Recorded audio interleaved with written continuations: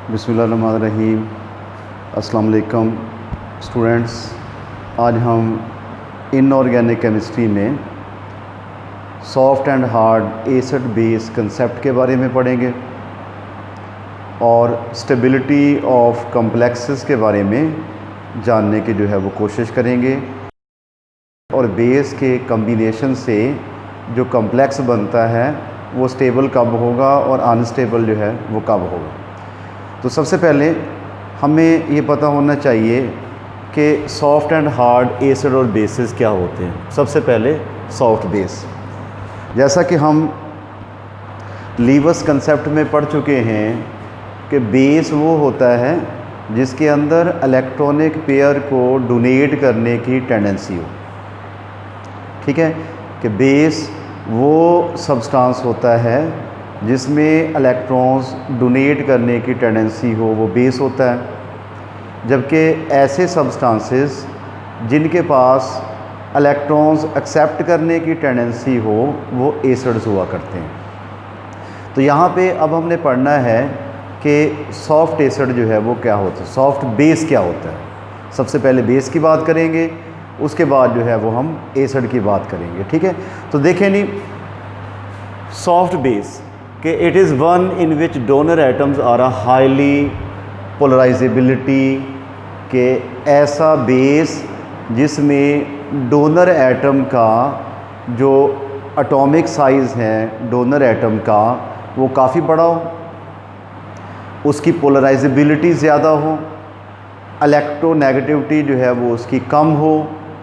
Electronegativity कम होगी तो वो आसानी से इलेक्ट्रॉनिक क्लाउड जो है या इलेक्ट्रॉन्स को डोनेट कर सकेगा। ठीक है, तो उसके अंदर क्या प्रॉपर्टीज़ होनी चाहिए, एक तो उसकी हाई पोलराइजेबिलिटी होनी चाहिए, लो इलेक्ट्रोनेगेटिविटी होनी चाहिए और उसके बाद वो इजीली ऑक्सीडाइज हो जाए।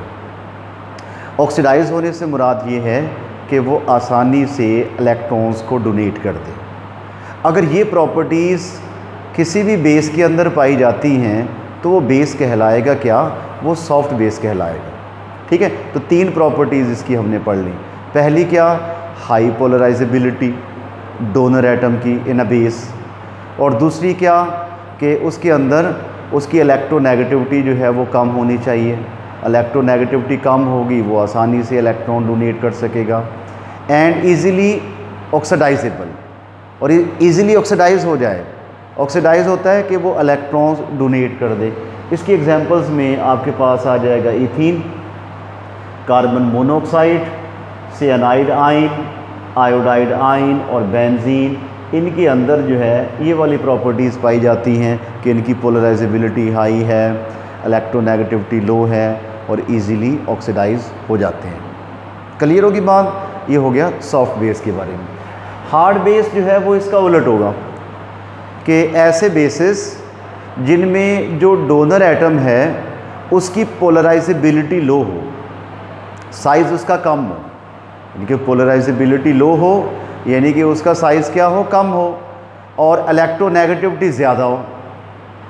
जब इलेक्ट्रोनेगेटिविटी ज़्यादा होगी तो वो अपने इलेक्ट्रॉन्स को छोड़ेगा ही नहीं, जो उसके ऊपर लॉन पेयर मौजूद होंगे वो उसको डोनेट नहीं कर पाएगा। जब डोनेट नहीं कर पाएगा तो उसकी वो इजीली ऑक्सीडाइज नहीं होगा, यानी कि इलेक्ट्रॉन्स डोनेट नहीं करेगा। तो हार्ड बेस के अंदर प्रॉपर्टीज़ क्या होती हैं कि सबसे पहली बात ये है कि लो पोलराइजेबिलिटी होती है, और दूसरी डोनर एटम की जो इलेक्ट्रोनेगेटिविटी है वो हाई होती है और वो इजीली ऑक्सीडाइज जो है वो नहीं हो पाता। ये हो गया हार्ड बेस। तो हार्ड बेस में एग्जांपल्स आ गई अमोनिया की, क्योंकि नाइट्रोजन की, यहाँ पे अमोनिया में नाइट्रोजन के पास लॉन पेयर है, ये इसको डोनेट करके अपना बेसिक एक्शन परफॉर्म करता है। अब नाइट्रोजन की इलेक्ट्रोनेगेटिविटी 3 होती है, यानी कि जल्दी छोड़ेगा नहीं अपने लॉन पेयर को, तो लिहाजा ये वीक बेस हो गया। हाइड्राजीन हो गया और एसीटेट आयन हो गए और ऑक्साइड आयन हो गए, ये आसानी से अपना इलेक्ट्रॉन्स डोनेट नहीं करते। ठीक हो गया। तो उसके बाद आगे बारी सॉफ्ट एसिड की, कि सॉफ्ट एसिड जो हैं वो क्या होते हैं। कि it is defined as a one in which acceptor atom is of a low positive charge. अगर एक्सेप्टर एटम का पॉजिटिव चार्ज लो है ठीक है, यानी कि उसके ऊपर लेस पॉजिटिव करेक्टर है। And can be easily excited, और उसके एटम्स को ईजिली एक्साइटेड किया जा सकता है, तो वो क्या कहलाता है, वो सॉफ्ट एसिड कहलाता है। ठीक हो गया, कि जिसमें एक्सेप्टर एटम जो है वो लो पॉजिटिव चार्ज पे हो और उसके बाद उसको इजीली एक्साइटेड किया जा सके, वो कहलाता है क्या, सॉफ्ट एसिड। जिसमें कॉपर हो गया, silver, gold ion, mercury positive to oxidation state में, पैलेडियम और कैडमियम, ये क्या है, सारे ये सॉफ्ट एसिड्स हैं। और हार्ड एसिड्स क्या होंगे, कि जिसमें जो पॉजिटिव चार्ज है वो क्या होगा, वो हाई होगा, हाई पॉजिटिव चार्ज होगा, स्मॉल इन साइज़ होगा और can not be easily excited, और इलेक्ट्रॉन्स को एक्साइटेड जो है वो आसानी से नहीं किया जा सकेगा।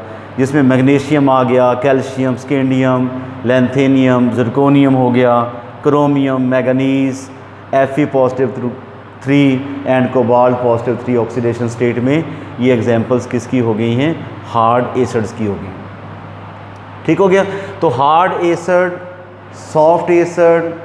सॉफ्ट बेस और हार्ड बेस का कंसेप्ट आपको समझ में आ गया होगा। अब उससे नेक्स्ट जो हमारा कंसेप्ट है वो है पियर्सन्स प्रिंसिपल। इसको soft and hard acid base principle भी जो है वो कहा जाता है।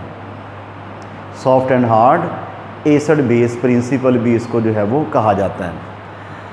तो इस प्रिंसिपल के मुताबिक ये है कि hard acids prefer to combine with the hard base,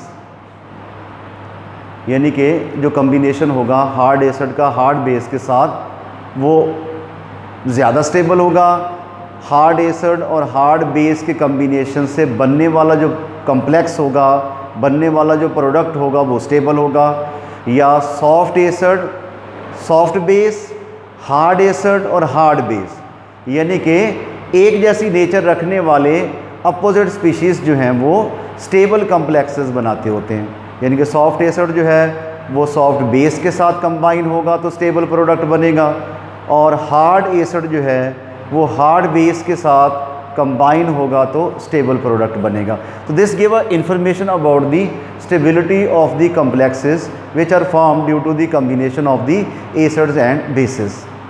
तो क्या इन्फॉर्मेशन मिली कि जब भी हार्ड एसिड हार्ड बेस के साथ कंबाइन होगा तो बनने वाला कम्प्लेक्स जो है वो स्टेबल होगा, और जब भी सॉफ्ट एसिड सॉफ्ट बेस के साथ कंबाइन होगा, कम्प्लेक्स बनाएगा, तो बनने वाला कम्प्लेक्स क्या होगा, स्टेबल होगा। अगर एक साइड पे आपके पास जो है वो सॉफ्ट एसिड है और दूसरी साइड पे आपके पास हार्ड बेस है, तो उसके कम्बिनेशन से जो प्रोडक्ट बनेगा वो अनस्टेबल होगा। बन भी जाएगा तो फ़ौरन जो है वो डिसोसिएट हो जाएगा। या हम यूँ कह लेंगे कि हार्ड बेस और सॉफ्ट एसिड के कम्बिनेशन से हमेशा जो है वो अनस्टेबल प्रोडक्ट्स जो हैं वो बना करते हैं। तो इस वीडियो में हमने जो है वो हार्ड एसिड के बारे में पढ़ा, सॉफ्ट एसिड के बारे में पढ़ा, और उसके बाद ही सॉफ्ट बेस और हार्ड एसिड के बारे में जो है वो हमने पढ़ा। अगली वीडियो में हम इसकी लिमिटेशंस, इसकी एप्लीकेशंस और उसके बाद कुछ प्रॉपर्टीज़ को डिस्कस करेंगे इसके पार्ट 2 में। इस वक्त के लिए इतना ही था। अल्लाह हाफ़िज़।